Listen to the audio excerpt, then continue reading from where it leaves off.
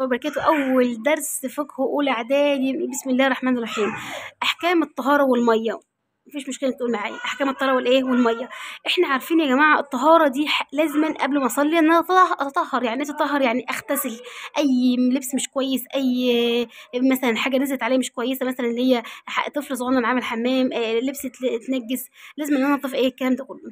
فالطهارة لغة هقول له النظافة. عرف الطهارة لغة وشرعا، أقول له الطهارة لغة النظافة، إنك بتتنضف. شرعا فعل حاجة بعملها، الحاجة اللي بعملها دي بعديها على طول ينفع أصلي. فعل ما تستباح به الايه الصلاة. طب الصلاة دي محتاجة ايه؟ وضوء، غسل، تيمم. مس ما فيش ميه يبقى تيمم، اللي هو تيمم بالتراب. خلاص. وازاله نجاسه، يعني لو لبسك مش نظيف، لو جسمك مش نظيف، تمام، يبقى الطهاره لغه. شرعا فعل ما تستباح به الصلاة من وضوء وغسل. برافو عليك. يبقى احنا عشان نخش نصلي لازم نتطهر، والطهارة دي حاجة انا بعملها، ولما اعملها ينفع اتوضى، لازم اتوضى، ولو اتوضيت يبقى انا كده ينفع ايه اصلي. طب ربنا عمل الطهارة دي حكمة مشروعيتها ايه؟ الحكمة من ربنا خلانا نتطهر قبل الصلاة. انت المفروض تقف قدام مين؟ لازم أن تكون نظيف في البدن، ونظيف الثياب، ونظيف القلب، التلاتة. يبقى ربنا ادانا الطهارة عشان نبقى نظيفين، لان احنا هنقف قدام مين؟ هنقف امام يد الله عز وايه وجل. فلازم نكون نظيف في البدن، نظيف في الثياب، ونظيف في القلب، ما يكونش في حقد ولا حسد ولا غل ولا الكلام ده كله. تمام. اللهم بعد عن الحقد والحسد يعني. طيب مقاصد الطهارة. انت الطهارة دي انت بتتطهر ليه؟ عشان يا مس انا يعني انا عندي دلوقتي مقاصد للطهارة. يعني ايه مقاصد؟ يعني الاشياء اللي بتحقق بيها الطهارة، اللي ينفع ان انا مثلا اقول ان انا كده تطهرت. اول حاجة الوضوء، لو انت اتوضيت يبقى انت كده اتطهرت. الغسل، لو انت اغتسلت يبقى انت كده اتطهرت. التيمم، مس مفيش بقى ميه يبقى تيمم. يعني ايه تيمم؟ يعني نجيب شويه تراب ونتيمم ايه بيهم. وبعد كده ازاله الايه النجاسه، جسم مثلا حاجه مش كويسه في إيه جنابه، الكلام ده كله.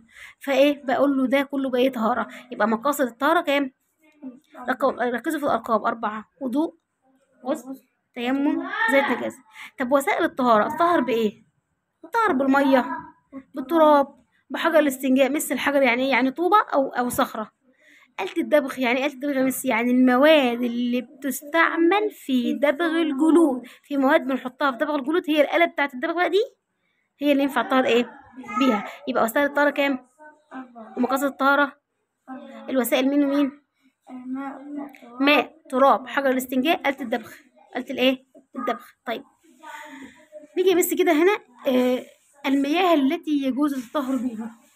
المية اللي ينفع ان احنا نتطهر بيها مية السماء. كم نوع يا مس؟ 7: ماء السماء، ماء البحر، ماء النهر، ماء البئر، ماء العين، ماء الثلج، ماء البراد. كم نوع؟ 7: بحر ونهر وبئر، سماء، عين، ثلج وبرد. ثلج وايه تاني مس كده؟ ماء، سماء، وبحر ونهر، وبئر وعين، وثلج وبرد. يا جماعه احنا السماء اللي احنا عارفينها اللي هو مطر، والبحر اللي هو الميه مالحه، والنهر اللي هي الميه الايه العذب، ماء البئر احنا عارفينه، وميه العين احنا عارفينها اللي هي في الصحراء. ميه التلج اللي هي نزلت من السماء كانت مائع واتجمدت يبقى ماء تلج. طب لو نزلت تلج واتساحت يبقى دي ماء ايه برد. طب مس لو انا عايزه اتطهر بواحده منهم يجوز. طب لو جبت كوبايه من هنا وكوبايه من هنا وهنا وهنا كوبايات وكبيتهم كلهم على بعضهم واتطهرت بيهم ينفع؟ يعني لو اتطهرت بيهم لوحديهم ينفع، لو اتطهرت بيهم كلهم برضو ايه ينفع. يبقى احنا كده خدنا اول درس. ان شاء الله باذن الله استنى في الدرس الثاني فقه اولى اعدادي. في خدنا احكام الطهاره، هتستنى في اقسام المياه الحصه الجايه ان شاء الله. تنسوا اللايك والشير واشتراك في القناه وفعلوا زر الجرس عشان يوصلكم كل جديد، وهتلاقوا درس النحو بتاع اولى اعدادي اول درس في صندوق الوصف تحت. السلام عليكم ورحمه الله وبركاته.